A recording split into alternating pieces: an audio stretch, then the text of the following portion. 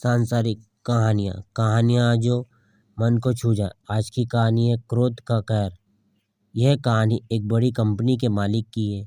एक दिन उसका अपनी पत्नी से किसी बात पर झगड़ा हो गया, परंतु उसे ऑफिस जाने की जल्दी थी, सो वह झगड़ा अधूरा छोड़ चलता बना। अब जगह उसने भले ही छोड़ दी थी, पर क्रोध नहीं छोड़ पाया था। लेकिन पत्नी सामने थी, नहीं तो निकाले किस पर। सो मजबूरी में क्रोध दबाए हुए ही ऑफिस पहुंच गया। अब ऑफिस पहुंच तो गया था, पर मन काम में लगने का प्रश्न ही नहीं था। भीतर का क्रोध उबाले खा रहा था और उसी क्रोधित अवस्था में वह अपनी केबिन में यहाँ से वहाँ चक्कर लगा रहा था।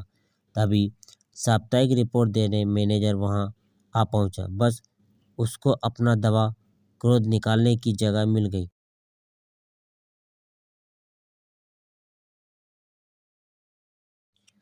आए मैनेजर को 2-4 गलतियां जबरन निकालकर उसे बुरी तरह डांट दिया। अब मैनेजर को अपनी गलती समझ में तो नहीं आई, पर मालिक के सामने वह कह सकता था।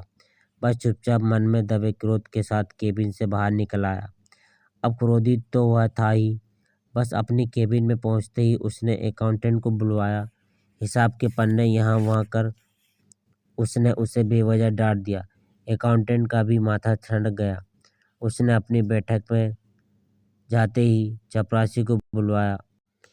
अब चपरासी को डांटने के लिए किसी वजह की भी क्या आवश्यकता। उसने उस नम्र चपरासी को अकारण जोरदार डांट दी। बेचारा वापस चपरासी ऑफिस में तो चुपचाप अपमान का एक घूंट पी गया, परंतु घर पहुंचकर वह अपने पर काबू न रख सका। उसने अकाउंटेंट का क्रोध अपनी पत्नी पर निकाल दिया। पत्नी का सर चकरा गया। उसने जाकर बाहर शांति से खेल रहे अपने बच्चे को बेवजह झाड़ दिया। बच्चे भी हतप्रभ रह गए। बस माँ के जाते ही उन्होंने आपस के बच्चों से मारपीट शुरू कर दी। यानी कंपनी के मालिक और उसकी पत्नी के बीच रह गया अधूरा झगड़ा जाकर दूसरे मोहल्ले के बच्चों में हुई आपसी मारपीट के साथ समाप्त हुआ।